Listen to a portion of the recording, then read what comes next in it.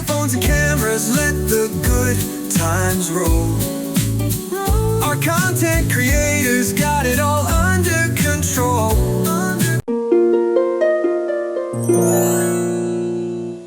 Lights, camera, action! Let's start the show. Here's a little bit of wedding advice from me to help your love story unfold. Welcome back to your wedding series. This is an episode of topics that we get to share and talk about together in our podcast where we are planning your wedding, okay? And doing so, there are some people who may just love weddings and you are not planning a wedding right now. Hang out with us, stick around. You may learn something that you can share with a friend or the next generations like your children. Things that you could have done better in your wedding or things that could have been super awesome. You are in a community now where you get to share all of that and your expertise, okay? So we are going to be planning your wedding from 14-year-old you. Now, I've already fast forwarded to the age in which you got engaged because we are in season 2, episode 10. But if you are curious and interested about financial stability and financial success when it comes to having a wedding as well as starting your marriage and getting on your feet, make sure that you look at season 1 because season 1 talks all about that, as well as accountability and having mentorship, like people in your life that are couples that can mentor to you, that can help you along the way, okay? Because this thing called life, it's not easy. It's not easy at all. So I want you to have some tools to be a little bit more prepared for adulthood, okay? And even if you already are an adult, it's going to be tools that you can share with other people that you know are coming up behind you trying to become adults in this thing called life, okay? So it's not just about weddings, it's also about marriage, because when we talk about weddings, it's really also talking about marriage and being an adult, okay? Being a real life adult. So enough chitter chatter about what the series is about. Let's go ahead and jump into season 2, episode 10. And today's topic is Keep It or Leave It, Wedding Traditions Edition. All right, so that's a lot of edition going on. But this is the Wedding Traditions Edition, okay? I love games. I don't know about you guys, but I love a good game. And so that's what we are going to be talking about today. Keep it or leave it. Things about traditions that you want to either keep or leave it behind. All right. We don't need to use every single little thing when it comes to traditions and make our weddings 2 hours long. I mean, you can if that's what you really want, but you have to think about your guests, okay? You have to think about your guests. I know it's your day, but you do want to think about the people that are sitting there for 2 hours watching your ceremony go on for 2 hours. You may want to have an intermission. You may want to have some sort of intermission if you're going to have a wedding that's going to go on for that long. Just saying. So in talking about the timing of the ceremony and things that go into the ceremony itself, that's what we're going to focus more on today, is traditions that go into that. Maybe on a different episode, we will talk about the reception portion, but this is going to be very heavily focused on traditions in the ceremony portion, not so much the reception portion. Now, if you would like to discuss the traditions that go on in the receptions traditions, and we want to play another game called Keep It or Leave It, let's do it. Put it in the comments. Let me know that you guys want to do a part 2 to this, and we will do a part 2 to Wedding Traditions Edition. Keep it or leave it. Let's jump into our notes. Planning. So grab your notebook, grab your digital notebook, whatever it might be. If you have the handheld, you guys know I like the handheld. I'm very traditional. So I like something that I can touch, like paper and pen. So, and pencils, all the good stuff, markers and all that good stuff. But if you're doing the digital way, grab your spreadsheet and all that. So grab your notebook and grab your honey, because this trying to set up traditions is also about the fiance. And I know a lot of people think that weddings are just about the bride. Oh, only the bride this, whatever she wants. Guess what? It's also about the groom. And so many times I'm seeing that it's just these women out here planning their weddings, and the guys are just coming along for a ride. Well, hello, they are a part of this day too. So let's make sure that we are including them. So go ahead and grab your honey and grab your notebook. I'll wait. All right, hopefully you have everyone in place and you have your notebook and you are ready to go. First tradition that we are going to talk about is processional order. When it comes to the processional order, most of the time that you'll see at the wedding is that the bride is going to be last. You will see a slew of different orders at different weddings, and you'll have to decide if that's what you want. Sometime you will see the flower girl come out first, and then you'll have the bridesmaids, and then you'll have the bride. But on occasion, you will see the bridesmaids all come out first, and then the flower girl, and then the bride. This is all up to you. You may want the petals thrown down right before you walk out. Like, that's what the flower girl does. That's why she's a flower girl.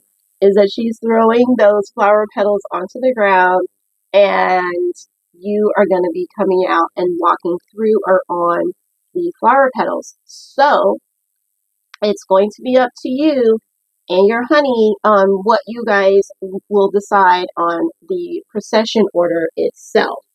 Now, the next one is going to be the unity rings, the exchange of rings. Of course, that's important. Of course, that is an important tradition. You two will decide if you're going to be exchanging like the formal rings that you'll be wearing for the rest of your lives, or is it going to be more of a temporary rings that you guys have, and then later on you're going to go ahead and get the rings, okay? The rings. So that is up to you on what you decide to do, but just know that unity rings are a typical tradition when it comes to the wedding. Now, the next one is going to be, oh, this is so good. Okay, this is the vow exchange. Okay, so exchanging of the vows. And a lot of times when it comes to tradition, you will hear the officiant say the vows and you will repeat after them. You will repeat after him or her in the vow exchange. That's the tradition. We're going to talk about a different tradition that has been getting started as we go along with this. Okay, we're going to talk about some extras, but that's the traditional way, is the vow exchange with the officiant. And he's got some things, or she's got some words that are very specific to your marriage and your union that I truly believe are very, very important. But I hear a lot of people say, you know what, that's not going to be important to us, so we're not going to keep those specific type of vows in our wedding. It's up to you on what you guys want to do. But this is the day that you're sitting down and you're saying, okay, these are the kind of vows that we want to do. And then sitting down with your officiant, they're going to go over what they typically say, you know. Let no one separate the two of you. That's one of the ones they put in there as a vow, okay? And it's amazing. It's beautiful. And it's a little different than how I just said it, because the Bible is very specific, okay? It's very, very specific, and God gets it right. That's all I'm going to say. God gets it right when it comes to the vows. So you really want to take these seriously, okay? You want to take it seriously. It's the whole reason why you're getting married. Hello? Become one. Okay. The unity rituals. So there are some different unity rituals that you see at most traditional weddings. And one of the ones that you see a lot is the candle lighting. So people will have the lighting of the candles, And with the lighting of the candles, it's just such a beautiful significance of the both of you coming together and blowing out the candles, okay, after you have lit the one together. So you'll light one together, blow it out, okay? And now you are one. Okay, I love it. I love it. I love this. I love this so much. Okay, so you decide if you guys are gonna have the unity candle or not. So that's a beautiful tradition, but it's up to you. Reading from the Bible. So different readings from the Bible. You can decide if you as a couple would like to keep, leave it or keep it when it comes to this tradition as well. And I love the readings from the Bible. I think that it's so beautiful. I really pay attention to every single wedding that I have gone to, every single wedding that I have been at. I pay attention to the readings, okay, to the readings in the Bible. But it's up to you. Like maybe that's something that you as a couple have decided, okay, we don't want the readings of the Bible at our ceremony. Well, that's between you and your honey. That's between you and your honey. So make sure that you guys decide what you want to do. Okay? Make sure that you decide what you want to do. Our next one is going to be the sand pouring. Okay? Sand pouring. So you take the sand, and they're usually two different colors, and then you're going to pour the sand into one jar. Okay? So you're just going to pour it into one jar. And when you do that, when you pour the sand into one jar, it's signifying also that union, just like you had with the one candle. So it's signifying that union together of becoming one. Once again, this is a tradition. It doesn't mean that you have to do this tradition. Okay? It doesn't mean you have to do this tradition. But it's another beautiful tradition. It's amazing. It's awesome. I think it's perfect. And it's up to you as a couple if you're going to have it. Keep it or leave it, okay? Keep it or leave it. That's what we're doing. Wedding Traditions Edition, okay? The next one is communion. Are you going to be keeping communion? And communion is where you're going to be breaking bread. It's sometimes a cracker to signify, what can I say?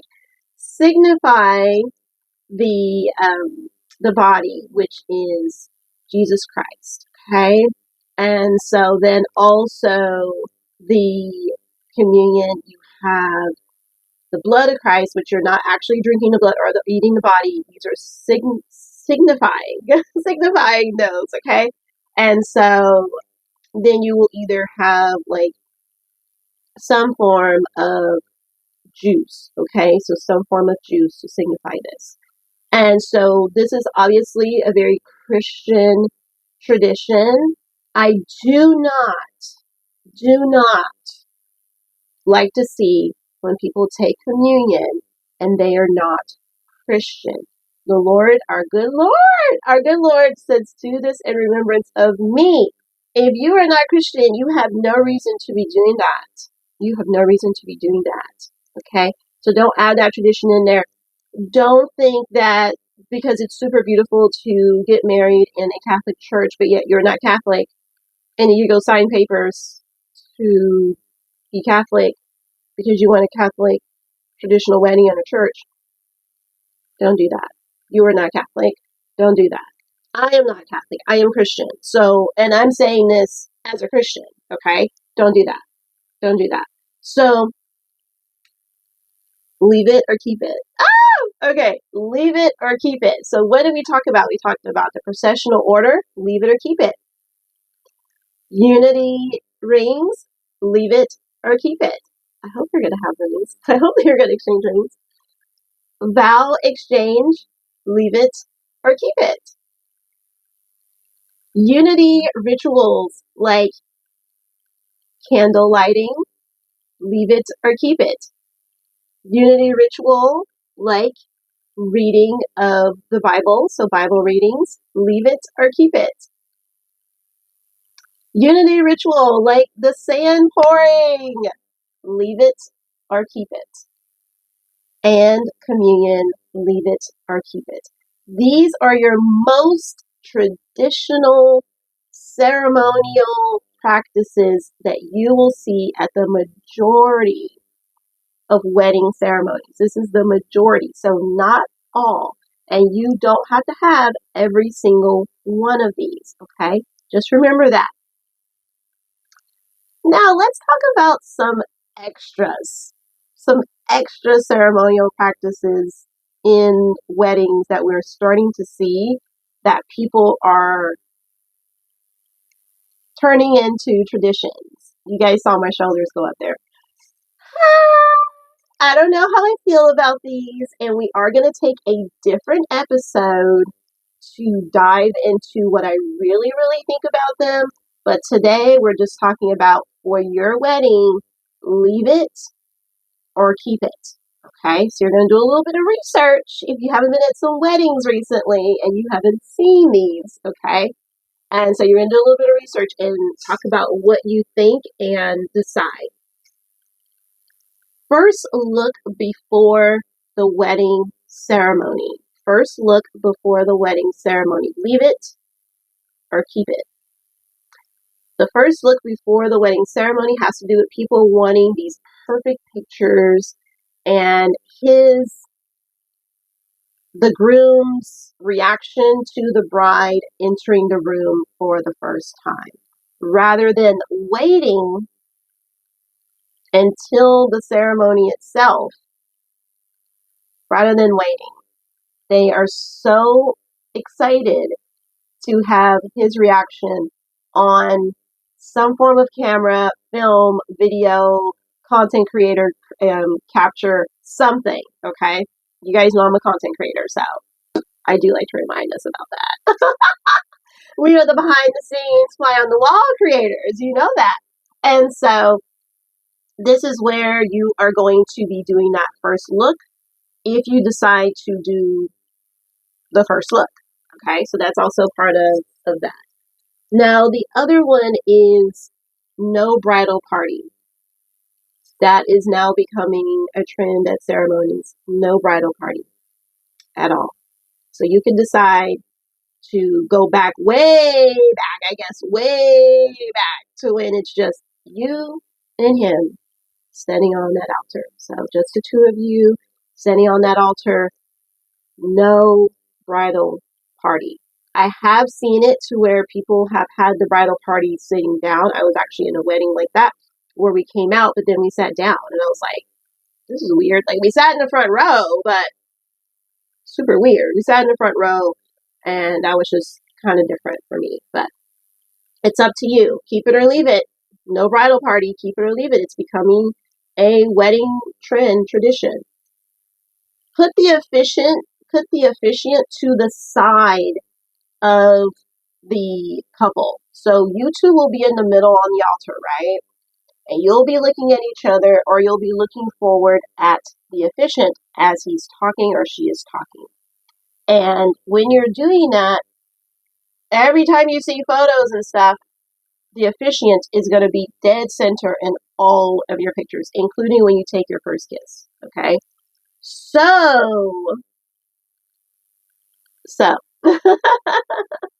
do you want to have them there or not? Meaning you can put the officiant to the side so they could be a little bit over from one of you and not be so prominent in the center where everything is happening. You'll still be able to hear them, like they won't be that far away from you. You can hear people talking when they're like 3 or 4 feet away from you. You'll be fine. You can hear everything that they're saying.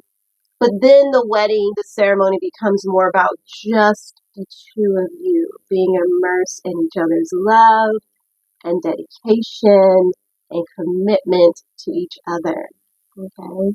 Rather than so much focus on you looking over at the officiant, paying attention to the officiant. And, I mean, you got to pay attention. You still got to pay attention. You still got to hear the words that he or she is saying to you, especially when it comes to repeating the vows and all the goodness of the blessings that they're going to be speaking over you that day. But it's important that the two of you are also immersed in one another, okay? It's your wedding day.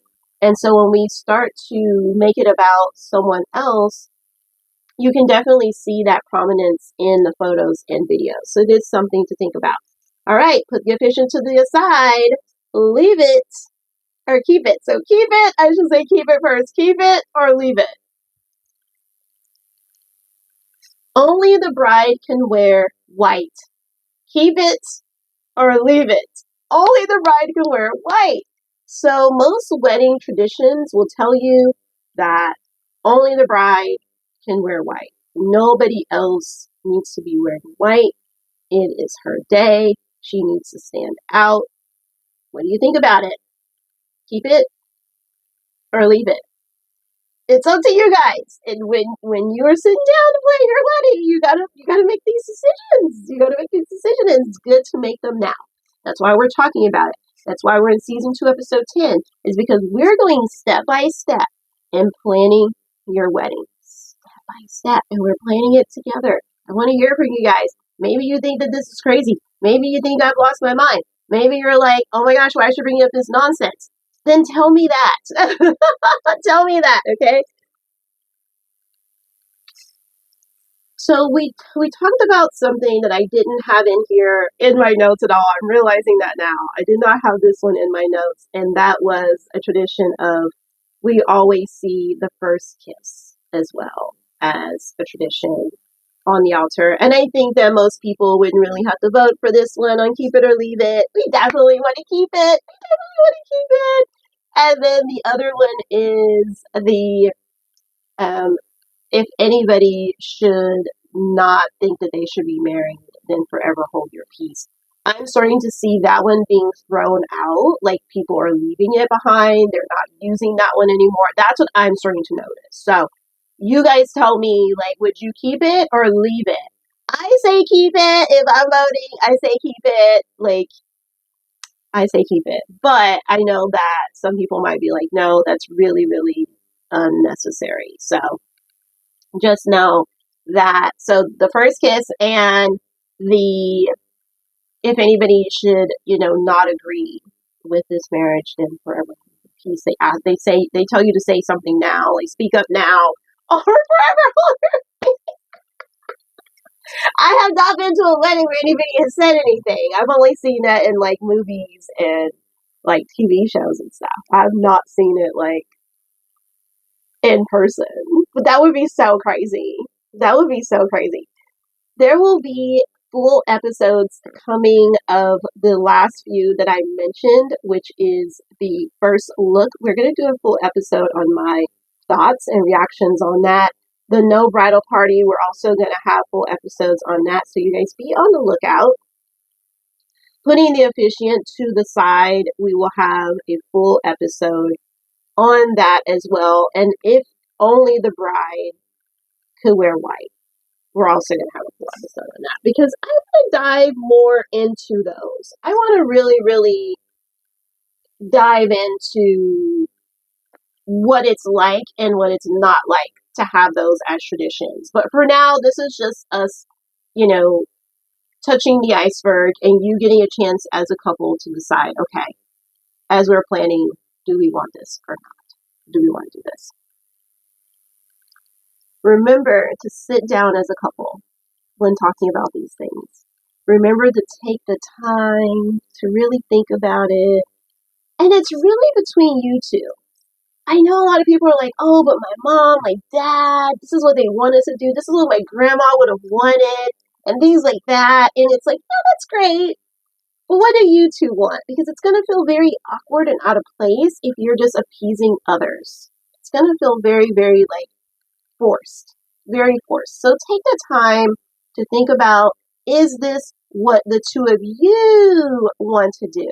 All right. That's why we said keep it or leave it. So you're writing all those down, keep it or leave it. We are in round 2. We are in round 2 of keep it or leave it wedding traditions edition. So in round 2, we're going to be talking about what type of wedding do you want to have? The type. Specifically, When it comes to the courthouse, the church, those are traditions. Those are wedding traditions that I don't think people realize that's actually the traditional way to have a wedding ceremony. To get married is in a church, or at a courthouse. Remember when I said, don't go becoming Catholic just because their buildings are so beautiful and they're so perfect, and you're like, oh my gosh, we had to have a Catholic wedding because it's so pretty in there, and like it just wouldn't be right, and this is what my ancestors would have wanted, and I'm a descendant of them, and so like I would just not be doing it right if I don't do it this way. You just look ridiculous. So, I mean, you don't, but you guys know what I'm saying here. Like, don't do that. Don't do that. Like, take the time out to decide, okay, do we really, really want a wedding that is going to be traditional in that way, that it's for, you know, going to be at the church because we are actually a part of a church. Okay? That's why you want to be having a wedding at the church. Not because somebody else is telling you to have a wedding at the church. Okay? And then also when it comes to the courthouse. If you have a family member that's saying, well, why don't you just go to the courthouse, and that's not what you want to do, then don't go to the courthouse. Don't go to the courthouse. I know that it's tradition to go to the courthouse, but it doesn't mean that that's where you have to have your wedding. Okay? It doesn't mean that that's where you have to have your wedding. So let's talk about some other places to get married that are not the courthouse or the church. Like I said, most people don't realize that's actually tradition. Keep it or leave it. Keep it or leave it. Church or courthouse. Those are the traditional ones. Keep it or leave it. Let's talk about some other wedding venues that are not actually tradition, but that people feel like are tradition, but they're actually not. They're actually not.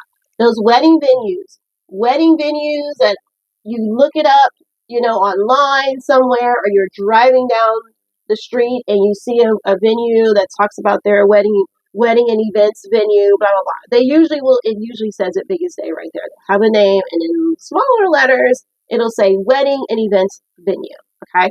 This is up to you. Do you want to have your wedding in one of those venues? There's a lot of pros and cons to having your wedding in those venues. Okay? So you really, really got to weigh that, and you've got to start listening to people that are giving you advice about these venues, especially if they've already gone through having weddings at a venue and they know how this works, and how like things aren't always what they seem and what you see on like social media or on Google Maps. Okay, so please understand, anybody can doctor pictures, anyone can say that they have these perfect reviews, but it's going to be up to you to really do some real homework when it comes to venues and to see if that's what you want.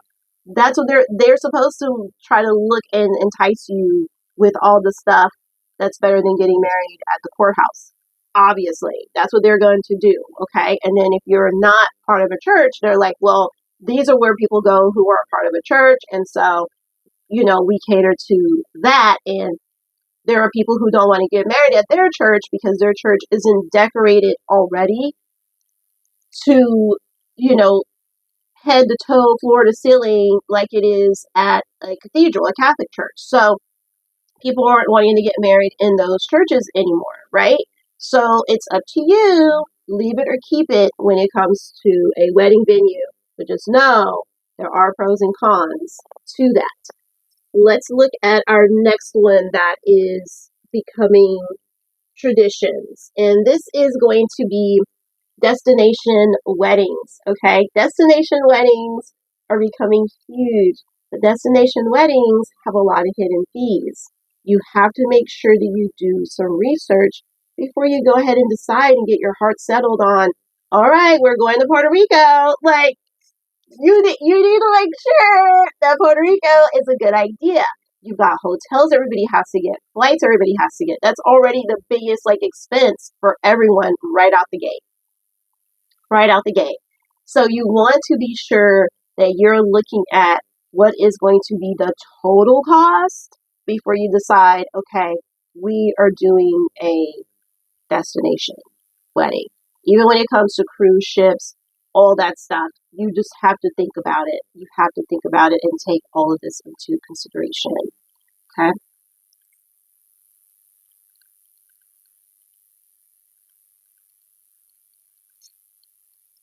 Now, this is the one that I think that most people haven't thought about when it comes to what type of wedding are you having, is having a wedding at home, having a wedding at somebody's house, having a wedding at a house. It's absolutely gorgeous. It's absolutely perfect if you ask me. Like, if I were to do it over again, oh my gosh, I saw the backyard that I wanted to use, and I could not believe our mentor couple never, ever, ever, ever shared with us that backyard. We had been inside their house, but we hadn't been into their backyard until after our wedding. And I'm like, oh my gosh, this was back here. It was literally a garden oasis, and it was large enough for 60 to 70 people. And all we would have had to do was add like the extra like honeydew wagons where you have, or honeydew, they're not honeydew wagons, they're honey wagons that have the restrooms in them where it's got air conditioning and the hand washing station and all that.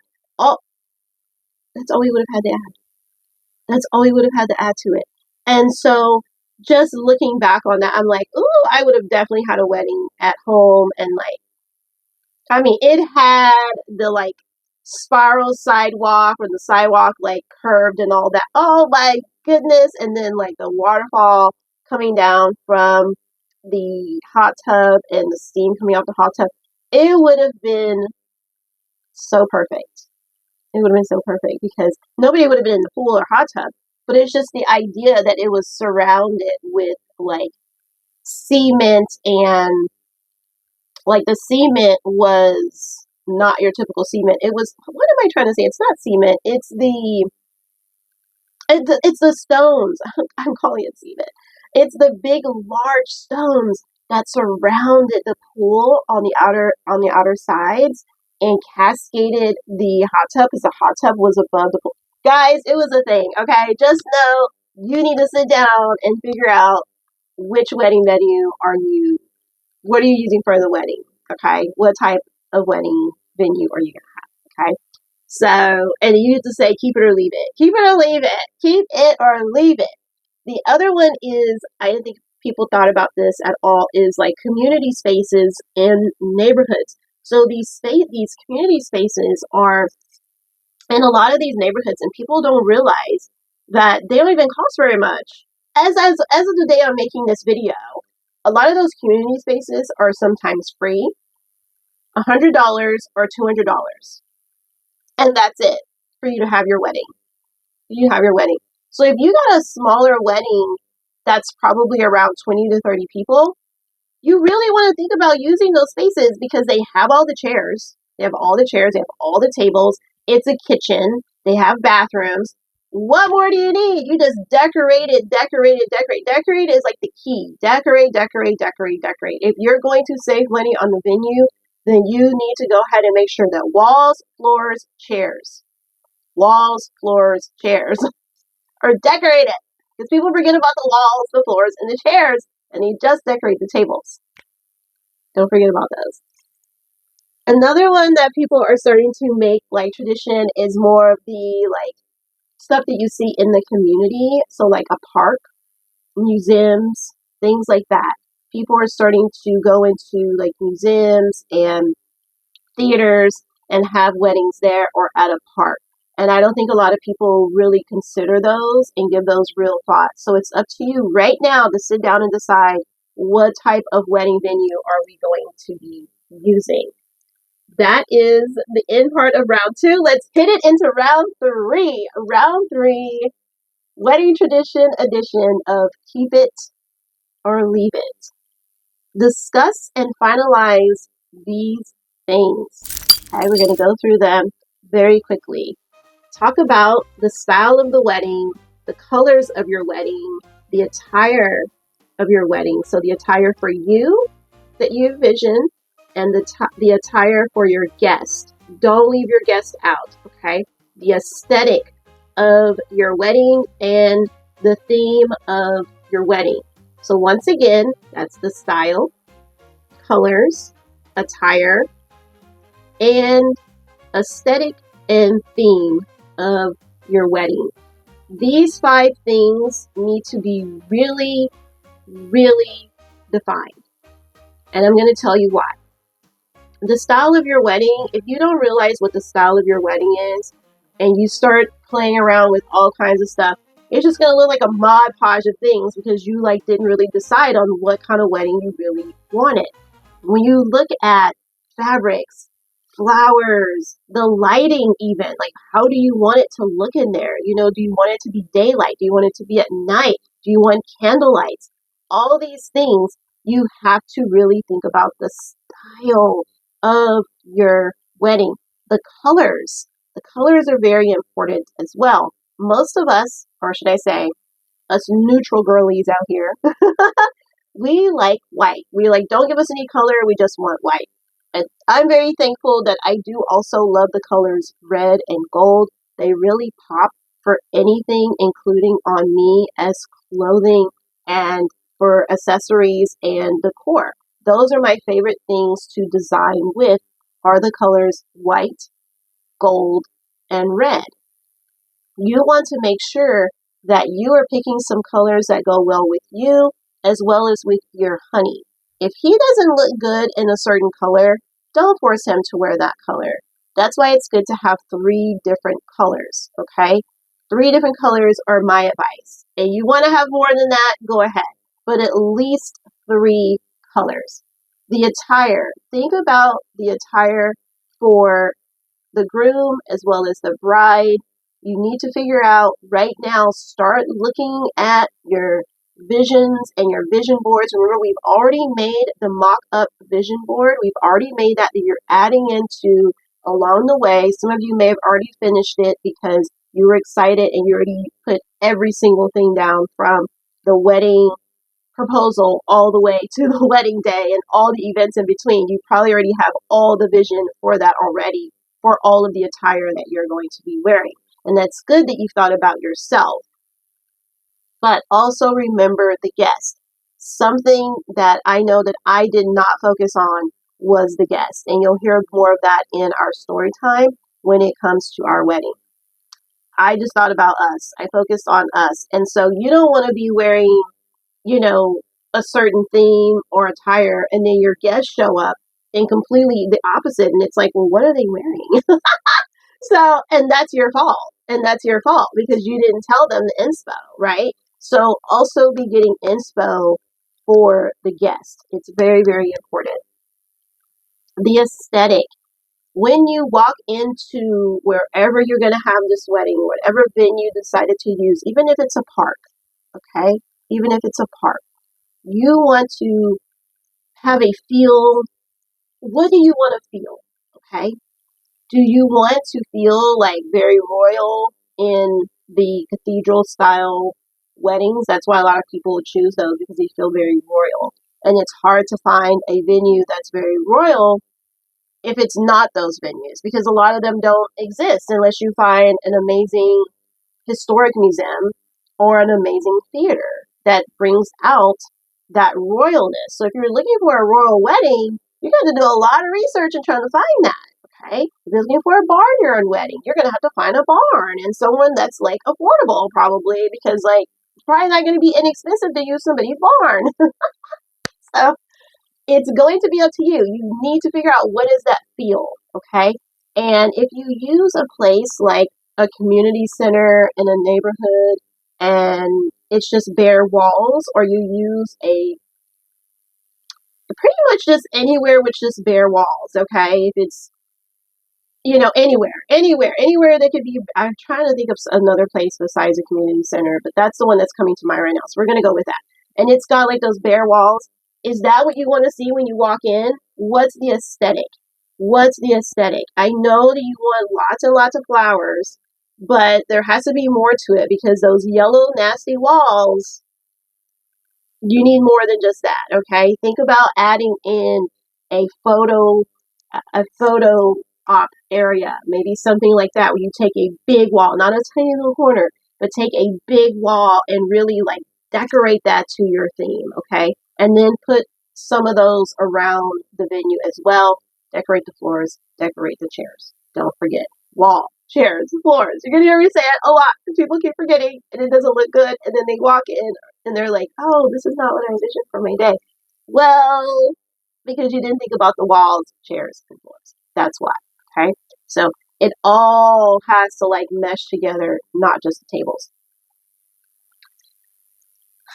Think about your theme. Your theme kind of goes along with the aesthetic. So your theme kind of goes along with that.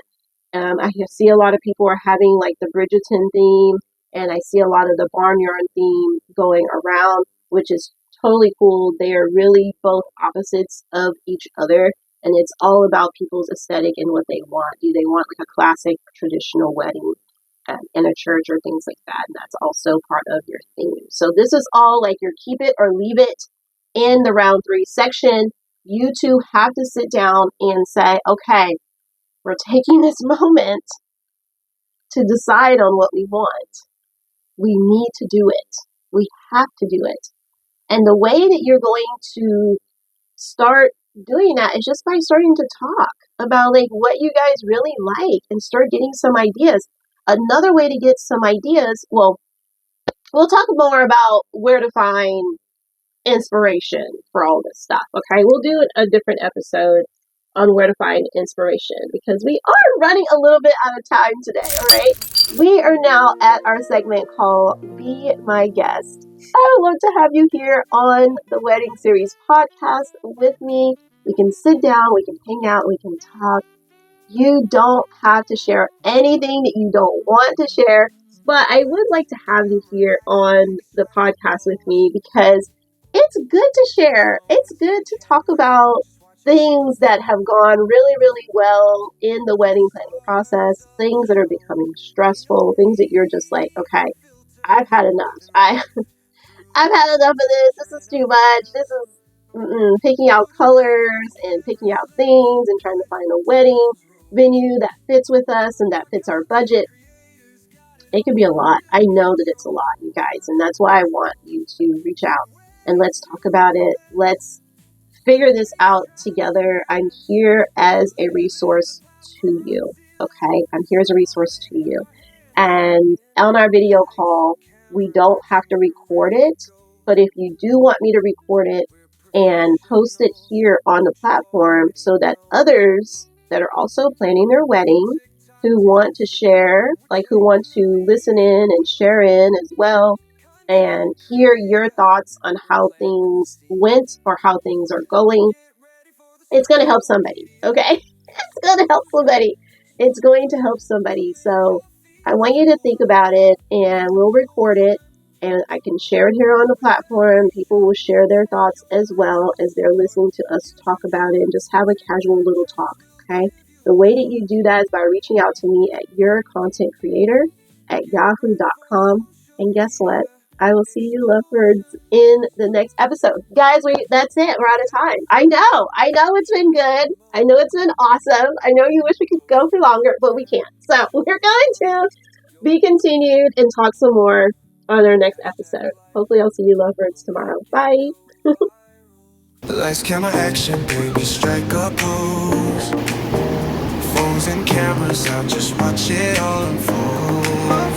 We're the stars of the show, ain't no need for filters. Living life through the lens, capturing our breath. Put away your phones and cameras, let the good times roll. Our content creators got it all under control. From weddings to events, parties, travel and brands, we're living the paparazzi life. It's all in our hands.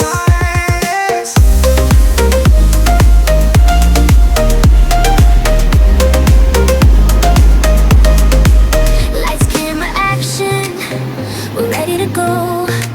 We're professionals, don't you already know? From TikTok to Instagram, we're taking the lead.